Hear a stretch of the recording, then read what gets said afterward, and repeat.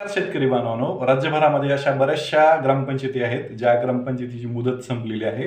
अशा मुदत संपलेल्या ग्रामपंचायतीसाठी महाराष्ट्र शासनाने एक राजपत्र काढून निर्णय घेतलेला आहे. दिनांक 20 फेब्रुवारी 2026 रोजी हे राजपत्र काढलेलं आहे. हे राजपत्र तुम्ही पाहू शकता.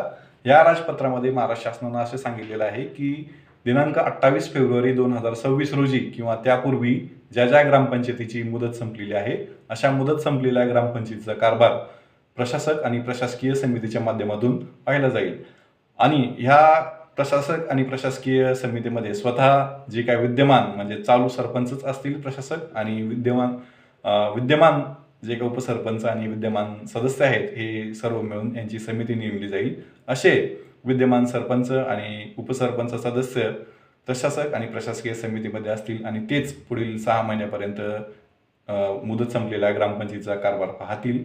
बघा, राज्यामध्ये सध्या मुदत संपलेल्या ग्रामपंचायतीची निवडणुका लागणार आहेत. त्या संदर्भातील प्रभाग रचनाही सुरुवात झालेली आहे. ही एक छोटीशी अपडेट द्यायची होती. अशाच प्रकारचे नवनवीन अपडेट, शासन निर्णय, राजपत्र निर्णय सर्व पाहण्यासाठी तुम्ही मला नक्कीच सबस्क्राईब करा, फॉलो करा अशी विनंती करतो. धन्यवाद.